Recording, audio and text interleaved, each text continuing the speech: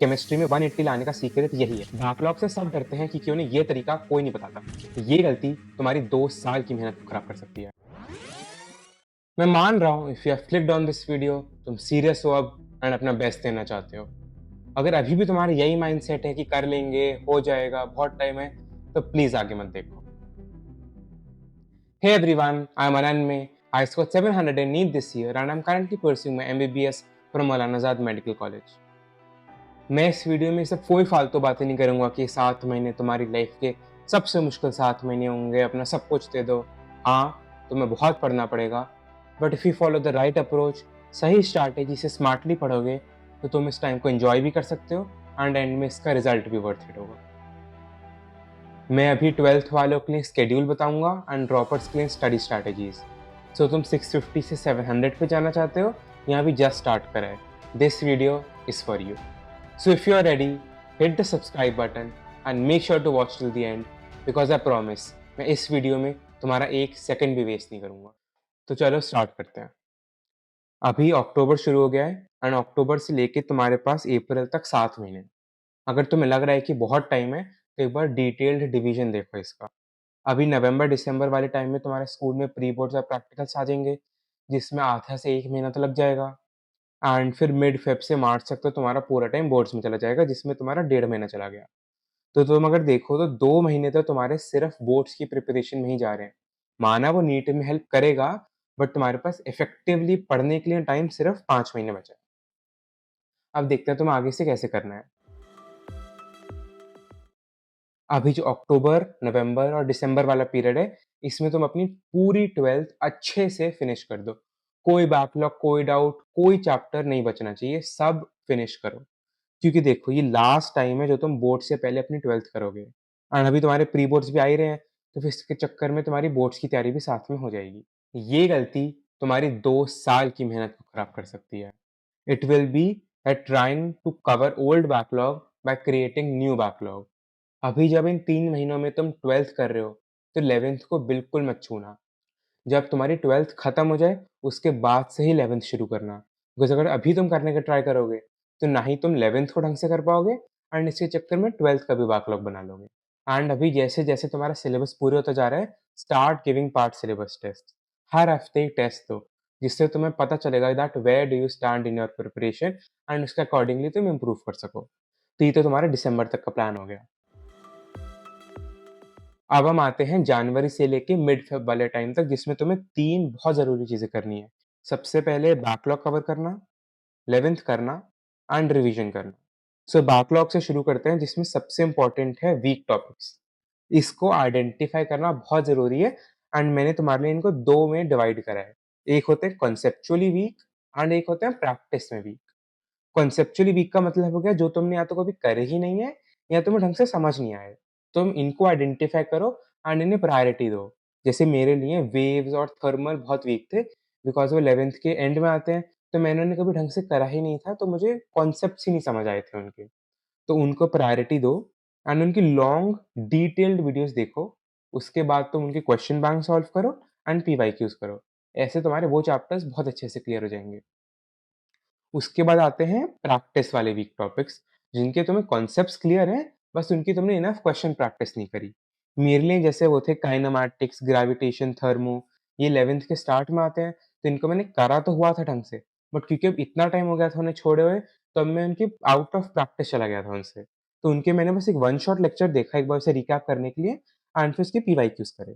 तो ऐसे मैंने अपनी 11th इस वे में प्रिपेयर करी थी। बैकलॉग से सब डरते हैं क्योंकि उन्हें ये तरीका कोई नहीं बताता। दैट इज़, कोई चैप्टर टफ नहीं होता है, सिर्फ टॉपिक्स टफ होते हैं। इसलिए बैकलॉग से डरो मत। तुम्हें लगेगा कि पूरा चैप्टर ही टफ है, इस चक्कर में तुम सब कुछ छोड़ दोगे उसके लिए। जबकि उसका सिर्फ कोई टॉपिक टफ होता है, जिसको तुम ढंग से वीडियोज़ में समझ के कर सकते हो। जैसे मैंने भी ये गलती करी थी, मेरे को वेव्स में नोड्स, एंटी नोड्स समझ में नहीं आया, या थर्मल में मेरे को रेडिएशन की थ्योरी मुश्किल लगती थी, तो इस चक्कर में मैंने ये दोनों पूरे-पूरे चैप्टर्स ही बैकलॉग बना के छोड़ दिए। अब हम आते हैं अपने सेकंड पॉइंट पे, दैट इज़ रिविज़न। अभी तुम 11th करने लगोगे, तो इसका मतलब ये नहीं है कि तुम पहले की चीज़ों को भूलने लगो। स्पेशली बायो में जैसी चैप्टर्स हैं, anatomy, morpho, plant kingdom, animal kingdom, plant families, ये बहुत ही रट्टे वाले चैप्टर्स हैं और जो तुम अक्सर भूलते रहते हो करने के बाद। एंड मैंने देखा सब लोग यही करते हैं कि टेस्ट के 1 दिन पहले पढ़ लिया, जल्दी से रट लिया एंड टेस्ट में मार्क्स आ गए। That is a very wrong strategy because तुम नीट में इसको अप्लाई नहीं कर सकते हो कि तुम नीट के 1 हफ्ता पहले इन सबको कर लो। उस टाइम मेहनत भी बहुत ज़्यादा लगेगी एंड ज़रूरी भी नहीं है कि तुम्हें नीट में याद रहे। सो रोज़ या हर कुछ दिन में इन्हें थोड़ा-थोड़ा रिवाइज़ करते रहो। ये नहीं कह रहा कि सब कुछ करना है एक ही दिन में, जैसे किसी दिन बस एनिमल किंगडम का कॉर्डेट्स कर लिया, किसी दिन नॉन कॉर्डेट्स कर लिया। ऐसे करते-करते हर थोड़े-थोड़े टाइम में इसे रिवाइज़ करते चलो, जिससे नीट में आते-आते ये तुम्हारे दिमाग में बिल्कुल घुस चुके हों। फिर हम आते हैं अपने थर्ड पॉइंट 11th कैसे करनी है। इसको मैंने तीनों सब्जेक्ट्स में डिवाइड कर रखा है। बायो के लिए तो मैं मोस्टली बस एनसीईआरटी पढ़ता था एंड कुछ ऐसे टफ चैप्टर्स थे, ह्यूमन फिजियो, प्लांट फिजियो, उसके लिए मैंने सीप मैम की वीडियोज़ देखी थी एंड फिर बस पीवाईक्यूज़ करके मैं खत्म कर देता था। फिज़िक्स में मैंने सबसे ज़्यादा मेहनत करी थी 11th में बिकॉज़ वो मेरी वीकेस्ट थी एंड उसके लिए मैंने अलग पांडे सर का उम्मीद बैच देखा था 2021 वाला, जो यूट्यूब पे फ्री है and I think that was one of the best things जो मैंने अपनी प्रिपरेशन में करी है। सर ने उसमें बहुत डिटेल में हर टॉपिक समझा रखा है। कुछ 6-7 घंटे के वन शॉट्स होंगे हर चैप्टर के और तुमने एक बार उन्हें देख लिया ना, और किसी चीज़ की ज़रूरत नहीं है। तो मैं ये देखता था, फिर अपने कोचिंग के मॉड्यूल से उसके क्वेश्चन करे एंड पीवाईक्यूज़ करे। ऐसे मैंने अपनी 11th की फिज़िक्स करी थी। एंड केमिस्ट्री में भी ऑलमोस्ट सेम चीज़ करी, नोट्स पढ़े, एनसीईआरटी करी एंड जो कुछ टफ चैप्टर्स लगते थे जैसे इक्विलिब्रियम, थर्मो, उनके मैंने लेक्चर्स देख लिए यूट्यूब पे एंड फिर वही उसके मॉड्यूल से क्वेश्चन करके पीवाईक्यूज़ कर लिए। इस तरीके से मैंने 1 एंड हाफ मंथ्स में अपनी पूरी 11th तैयार कर ली थी। फिर जब एक बार मेरी हो गई थी 11th, तो मैंने 1-2 फुल सिलेबस मॉक्स दिए थे बोर्ड्स के आने से पहले फॉर अ फ्यू रीज़न्स। सबसे इम्पोर्टेंट था रियलिटी चेक। मुझे जानना था कि मैंने अभी अपनी पूरी 12th भी कर ली है अक्टूबर, नवंबर, दिसंबर में। अब मेरी 11th भी हो गई। सो इस सब के बाद मेरे को कितना एक्चुअली में याद रहा and where do I stand? तो इसके लिए मैंने दिया था एंड जैसे फिर उसमें इन टेस्ट में जब मेरी 11th के जो चैप्टर्स गलत हुए, वो तो अभी 11th में कर ही रहा था, तो उनको मैंने सुधार लिया एंड 12th की जो गलतियाँ हुई, वो बोर्ड्स आ ही रहे हैं, तो उनको मैंने बहुत डीप में करा। तो इस तरीके से इन 2 मॉक्स देने की वजह से मेरी प्रिपरेशन थोड़ी और बेटर हो गई। And the second important point कि एंड जान में जो जेईई का अटेम्प्ट होता है, तुम उसे ज़रूर देने जाओ। तुम्हारा सिलेबस तो तब तक नहीं खत्म हुआ होगा, बट इससे तुम्हारी अच्छी प्रैक्टिस हो जाएगी। फिज़िक्स, केमिस्ट्री तो कर ही लोगे इस बहाने। एंड इससे एक और ज़रूरी चीज़ होती है कि तुम्हारे को कॉम्पिटिटिव एग्ज़ाम का एनवायरनमेंट समझ में आता है। तुम देखते हो कि चारों तरफ बच्चे भरे पड़े हैं, सब 1-3 घंटे का एग्ज़ाम दे रहे हैं, तो इससे तुम्हारे को थोड़ा कॉन्फिडेंस मिलता है। जब तुम एक्चुअल में नीट का एग्ज़ाम देने जाओगे, जो तुम्हारे लिए मैटर करता है, उसमें तुम थोड़े ज़्यादा काम हो गए एंड एंग्ज़ायटी, स्ट्रेस को मैनेज करना सीख चुके होगे। फिर इस सब के बाद बोर्ड्स आते हैं मिड फ़रवरी से मार्च के टाइम में। ये मत सोचना कि बोर्ड्स तुम्हारी प्रिपरेशन से बिल्कुल अलग हैं। इनफैक्ट वो तुम्हारी नीट को हेल्प ही करते हैं।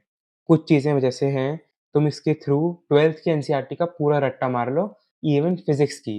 जैसे फिज़िक्स में काफ़ी थ्योरेटिकल पोर्शन है, एंड में सेमीकंडक्टर हो गया, मॉडर्न हो गया, मैग्नेटिज़्म को सेकंड चैप्टर है, इलेक्ट्रोस्टैट्स में थ्योरी है। इस सब को अच्छे से एनसीईआरटी फिज़िक्स की रट लो। बायो और केमिस्ट्री की तो करोगे ही।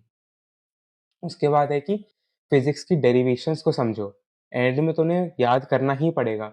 बट अगर तुम एक बार समझ लोगे कि वो कैसे हो रही हैं, क्यों हो रही हैं, वही वाला स्टेप जो है वो क्यों करा, तो तुम्हारे को थोड़ा-सा याद करना आसान हो जाएगा।